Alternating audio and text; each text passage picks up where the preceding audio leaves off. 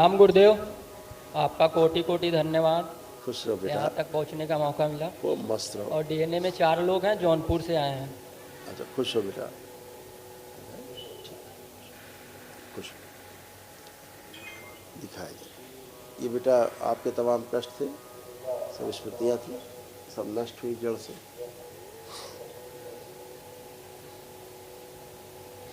Bipolar disorder, depression की स्मृतियाँ थी। बुद्धि बांध कर रखने वाली स्मृतियाँ थी। कंधों में चुभन, दर्द, भारीपन रहना, दम घुटने वाली स्मृतियाँ थी। लीवर में सूजन, गांठें, लीवर सिरोसिस की स्मृतियाँ थी। अंडकोश में सूजन, किडनी श्रिंक हो रही थी, एसिडिटी होना, कॉन्स्टिपेशन होना, अल्सरेटिव कोलाइटिस की स्मृतियाँ थी। यूरिन में इन्फेक्शन, पेशाब से धातु जाना, वीर्यनाश कराने वाली स्मृतियाँ थी। हत्या, आत्महत्या के विचार आना, मेनिंजाइटिस की स्मृतियाँ थी। घाव बन रहे थे मस्तिष्क में, लीवर में, अंडकोश में, पैनक्रियास में और कोलोन में। कैंसर की स्मृतियाँ थी हड्डियों में, प्रोस्टेट में, लंग्स में, रक्त में और लिम्फेटिक सिस्टम में।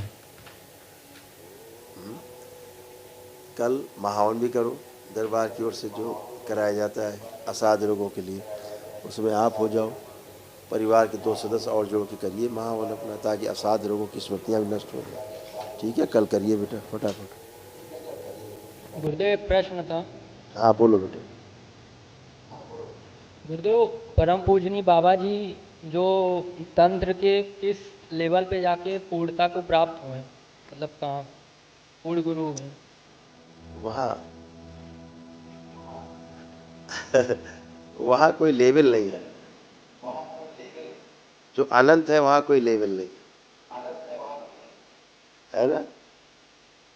अनंत आकाश का कोई लेवल नहीं है।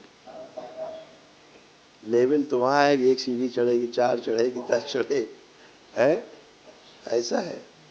तो अनंत का लेवल ही नहीं, पूर्णता में कोई लेवल नहीं होता है ना। खुश गुरुदेव एक प्रश्न और था। मोक्ष और मुक्ति में क्या अंतर है? हाँ, बहुत बड़ा अंतर है। आप शब्दों को केवल माने रहो। मुक्ति जो आप चाहते हो उससे होती है, और मोक्ष स्वतः होता है। मोक्ष एक घटना है? मुक्ति एक क्रिया है। दोनों में इतना ही फर्क है। जो मोक्ष है उसको साधारण भाषा में ऐसे कर लिया जाए जहाँ कोई प्रश्न नहीं बचता है, जहाँ कोई प्रश्न नहीं बचता, जहाँ किसी प्रकार की कोई समस्या नहीं बचती, जहाँ कोई दुख नहीं बचता, ठीक है, वो मोक्ष है। और मुक्ति किसी एक चीज से पाई जाती। ऐसे मुक्तियां 6 प्रकार की अलग अलग मुक्तियां हैं।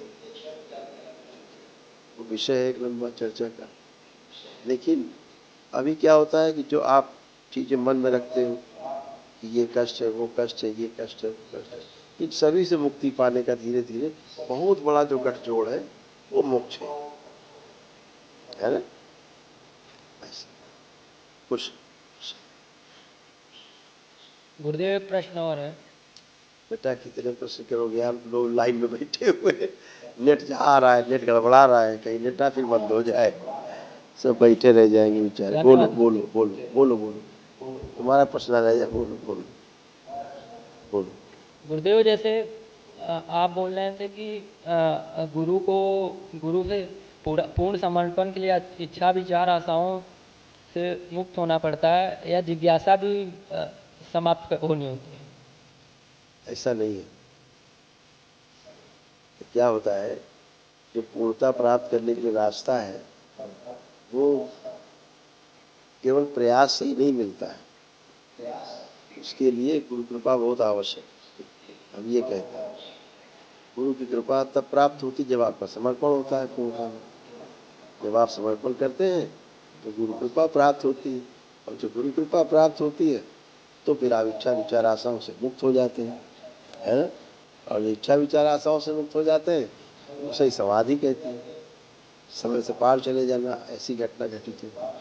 समाधि भी एक घटना है ना। समाधि का अर्थ है समय आदि, मतलब समय से पार चले जाना, टाइम जोन क्रॉस करना, समझ रहे हैं।